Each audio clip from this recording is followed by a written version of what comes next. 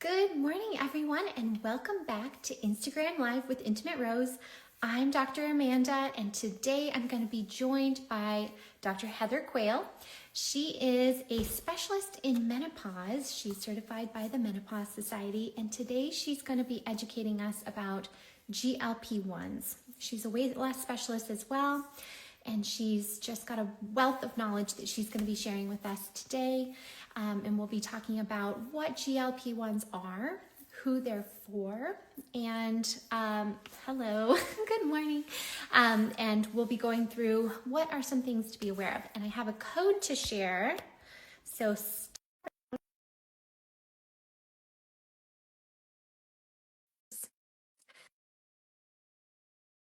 additionally, if you have any questions about GLP-1s and weight loss, comment ready on this video. Good morning, Heather. Good morning. Thanks for having me. Thank you for joining us on this Monday morning. Absolutely. Absolutely. How are you doing? Very well. How about you? Good. Good. Good. Well, I was just telling everyone that you are an amazing expert in the menopause space, and you're also very knowledgeable in medical weight loss. And today our topic is GLP-1s. Yay. Awesome. I'm excited to be here. Wonderful. So can you start by telling us what is a GLP-1? Yes, absolutely. So GLP-1 stands for a glucagon-like peptide. And basically kind of what it is it's almost like a peptide or a hormone that is naturally produced in our own body, helps to regulate blood sugar, our appetite, our digestion. It's produced in the gut. That's kind of our natural GLP. And it gets released when food is eaten. So it helps, again, control like stabilizing blood sugars. It stimulates insulin release as well as kind of inhibiting that glucagon secretion as well. So when it comes to people that are using this medically, what's its role in the weight loss Yes. realm? So basically, let's kind of go back a little bit. So this medication was actually initially created for diabetic patients. And so sometimes I get these weight loss patients that are like, oh my gosh, I'm so scared of the medication. It's only been out for a short time, which actually is really false. We've had a lot of GLPs back in the day, probably 10, 15 years that we've been using them with a lot of good longitudinal data that existed on them. So they were used for type 2 diabetics, and what they did is they helped with blood sugar control for the type 2 diabetic. And what they found with these GLP peptides is that they were having stabilization of their blood sugars, but on average, patients were losing anywhere between 5 to 10% or greater of their body weight after the first year of use. And so, of course, the company's like, oh, we've got to dive into this weight loss with GLPs. And then all of a sudden, once they started seeing when semaglutide is the actual GLP, but in the branded name Ozempic that was used for diabetics, what they were seeing on that is this greater than 10% of body weight after the first year. So again, that company really capitalized on this GLP craze and then created it for weight loss, with Wegovy being that first drug for weight loss. Oh, interesting. It feels like it's only been around for a year, but as you're saying, it's been 10 to 15 It's years been since. a long time. I'm actually trying, as we're sitting here, I'm going to look up first one. GLP peptide is I want to say it was called Byetta, Byetta. It was exenatide, and we used it for diabetic patients, and it was released in 2005. So Oh, I'm mistaken in telling you 15 years. It's actually been like 20 years was the first one. And then there were other ones that came out like Victoza, and then Victoza kind of turned into this Saxenda. So like I said, it's been around for quite a bit of time. so interesting. And so now that it's been sort of opened up more broadly beyond just patients who have that type 2 diabetes, who might be a good candidate to use the medication? So still a wonderful medication for type 2 diabetics. Another place, of course, for weight loss. So when we use these peptides, they have an obesity index. Unfortunately, part of the problem is we don't look at obesity as like this chronic condition, which really it needs to be looked at as more of a chronic disease. state instead of just a vanity thing. So it's great for the patient that has a BMI at 30 or greater. And so that's going to kind of fall you on that obesity index. But if you have a BMI of 27, which is going to put you in an overweight category, and you have other comorbidities such as elevated cholesterol or elevated blood sugar, excuse me, or elevated blood pressure, hypertension, then it could be a really great option as well for patients. And then there's, of course, the ways that we use it kind of off label. Really great for the patient that may have polycystic ovary syndrome and is very insulin resistant, metabolic syndrome. I use it quite a bit in my menopausal patients. And then it also now has a brand new indication for sleep apnea. So that's kind of really exciting too. And there is some really cool data, which I know you talk a lot about pelvic pain and endometriosis. There actually is some new data that's coming out on GLPs and their use for endometriosis, which is super exciting. Wow.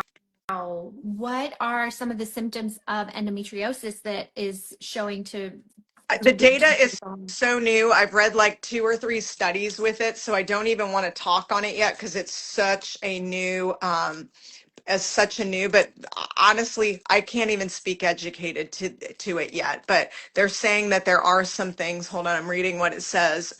It could have some we know it has anti-inflammatory properties, so they're thinking with that and maybe some anti-fibrotic effects. So again, like so cutting edge new. I've read about it probably within the last month and a half. And then of Wow. course, And PCOS. and then of course we have it for alcohol. There's looking at it for alcohol and smoking cessation too. Interesting. And I was actually just going to touch on that and ask you a question because one of the a piece of feedback that I received from a patient who was using GLP-1s is that it seemed to calm the mental internal chatter, and she noticed a significant reduction in her anxiety while she was on the medication. What's happening with that? Is that a So thing? So we are more studies are needed, but we know that it's working on the dopamine receptors in the brain. So when you think about food and hunger cravings and all that chatter, a lot of times it's regulated by that neurotransmitter dopamine. It's those hits that keep saying like you're hungry, and then it's also that ghrelin and leptin that kind of come in the mix as well too. But what they're finding is that with that calming of that hunger chatter, there's more data that needs to be done, but it's working on those dopamine receptors. So it's kind of causing that like calming, sedating, getting rid of that hunger chatter that's there. It's also the big reason why I ask my patients when I put them on it, we're always going to check on their mental health status, because some people, as it starts to lower the dopamine, it could have some effects where it may lead to some depression, maybe some anxiety. So that's why, again, these doc in the box shops where you can just go and get this med, or people are using research product med that are off label and all the things, like it's really scary because there are side effects that come with this drug, and there are potential issues with like depression and anxiety. And it's why you really should be going to a qualified provider who kind of is really knowledgeable in the GLP space. That's really good feedback. And we had a question. I'm going to scroll up here. Um, yes. A physical therapy practice is saying, good to hear positive feedback about GLP from specialists. Too much of conflicting Yeah, information. there's a lot of it. And like I said, there's a lot of these big companies that are just having tons of telehealth that's available to people, where you're just like, hey, I'm going to go in and just go get a GLP, shoot myself up. Like I get really frustrated when I have patients that may come in and they're just like, I just want to take the shot, but I don't want to do the lifestyle changes and implement all the things. So I'm really kind of big on this holistic approach. I draw blood, I work on lifestyle change, because it's more than just shooting yourself with a med and moving on your day. Absolutely. And that brings me to my next question. How is it administered? How often? What is it? Is the dose specific to the patient? What does that look like in terms of how it's Yeah. consumed? So in my practice, yes, it's very dose specific. So with my patients, they come in for their initial visit. We have a body composition scale, a really big scale that tells us like their skeletal muscle mass, percentage of body fat, percentage of body water, all those different things. And part of the reason I'm really a big stickler on skeletal muscle mass is because with these drugs, you're finding that we are losing a significant amount of weight, on average between 1/2 to 1.5 pounds a week. So as you're losing that weight, of course, you're going to lose skeletal muscle mass. So it's really important to stay ahead of the game with just making sure that you're exercising, you're doing your heavy weightlifting and all the things with that. But it's a once a week injectable. The company that produces semaglutide is also, they also have a oral medication that's out there called under the brand name Rybelsus. Um, and that's a daily. It has a lot more side effects with it, so I don't love it quite as much. I don't actually really write for it much at all because of the side effects. But it's a weekly injectable. When they come to my office, labs, blood testing, all those things, body composition, and then we see our patients.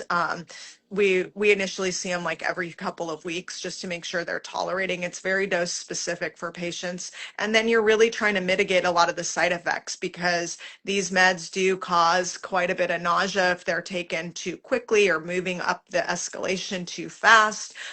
Some GI changes, constipation, diarrhea, and things, again, why it's so important for people to just go to a qualified healthcare provider. Sure.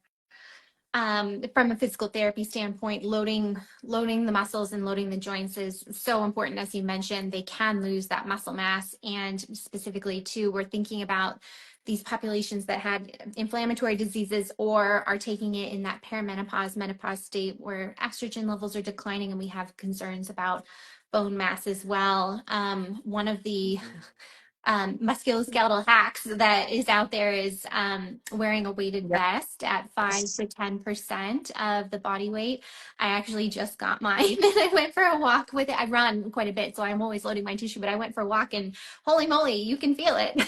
You can totally feel it. Like I have a 10-pound weighted vest, and let me tell you, some days I'm just like, oh, maybe I really needed to invest in a 5 to start, because I mean, like it's a big deal. If you're normally like this person that goes and walks 3 to 5 miles a day like we do, it's like then adding that weight, it's kind of crazy. I'm a product of GLPs. I've been on mine for about 4 years now, lost quite a significant amount of weight, and I laugh because I'm just like, oh my gosh, you would think carrying a 10-pound weighted vest wouldn't be that big of a deal considering I was carrying around like 60 extra pounds in weight, but like it makes a big difference. Absolutely, it does. And you are such you're just such a great product of information, sharing your story and how you're managing your patients as well. In terms of like longevity, you mentioned 4 years for yourself. Do patients stay on this for years on end? Do they graduate off, or what does that look like? So unfortunately, the drug company has never come out with a true maintenance dosing. I maintenance dose my patients. I usually will put them in maintenance at least for 6 or 9 months to slowly titrate down. Some people can't titrate down to lower levels. I think the problem becomes that obesity, again, is a chronic condition, and that's really how it should be treated more than looking at as a vanity thing. I mean, it affects blood pressure, it affects your heart, it affects your cholesterol, all the things. Ever since I've been on my GLPs, I've been able to have completely normal cholesterol, blood pressures come down, none of these at risk for pre-diabetes, all the things. My joke, honestly, Amanda, is you will bury me with my GLP and my hormones. I will probably be that patient that's like in my 90s, hopefully never going off of them, because it has so many anti-inflammatory properties in the medication. Obviously, mixed with the hormones, there are much greater results in hormone care if we can actually add a GLP to the hormone regimen too. That is so And we interesting. have data on it. Like there's really good data on GLPs with hormone use. Is there going to be a movement, do you think, among perimenopause and menopause care to start including both of these? Because we're I just push now pushing the perimenopause and menopause hormone therapy. Yeah, I push it a lot on my menopausal patients that need the medication, that it can be really life changing. I'm really hopeful. There are some people, it's so off label, it's so cutting edge, but I'm really hopeful some of the longevity and some of more of the evidence-based people will come out with some more data for us on using it in microdosing, where you don't necessarily need this full major amount of it, but it may be a lot of like small dosing for anti-inflammatory anti-inflammatory benefits. I think the verdict is still out on what this looks like, but I think these drugs are novel. I mean, alcohol, smoking cessation, sleep apnea, obesity, diabetes, Parkinson's disease, endometriosis. I mean, like the list goes on and on. I mean, some of the bigger manufacturers like Eli Lilly have come out with cardiovascular studies. So, I mean, I think peptides are the cutting edge of where we're going to see healthcare going. So interesting. You just said Parkinson's as Yep. well. Yep. Wow. That is amazing. If we can start to see some ongoing maintenance care for those people that have those ongoing chronic conditions, that would be Absolutely. wonderful. Is there anything else that you would like people to know about My GLP-1s? My biggest thing is to do your research. If you feel like you're a candidate for this, but your doctor won't even consider it, or you don't have health benefits that cover it, compounding is going to be a lot more difficult to get your hands on, but there are still some people that can get it. There's a lot of people that are anti-compounding, but unfortunately, these drugs are so expensive. And so Eli Lilly and Novo Nordisk both have Lilly Direct and Novo Direct where you can get the drugs. It still is running about $500 for a 4-week supply, which is really cost prohibitive for a lot of patients. These meds are in a shortage. It's where compounding, if with the right provider, can be life-changing for patients. Like, I'm not talking just call the doc in the box, get the script, and never see them again, and they keep auto-filling it for you. But you really need to go to a qualified provider that can kind of work with you. We still do a little bit of compounding on hormones. We think out of the box. It's a little bit frustrating to me being in women's health, how many things we say like, oh my gosh, you can't do that. You can't go compounding. It's off label. You can't do it. But we use so many things off label, and we have no great research for women. And on another realm, we don't have certain hormones for women, but that's a whole other day's story. So my big thing is just find a provider that will work with you, that's going to hear your story, that's going to take your blood, and is going to take the time and not just throw you a shot, because they're not for everybody, but they're for a lot of, they work really well for a lot of people. Wonderful. Well, thank you so much for Of joining course. us here. And we do have a code for those watching. Our code is Plan50 that gives people $50 off of our program that we have here at Intimate Rose, so they can visit our telehealth section.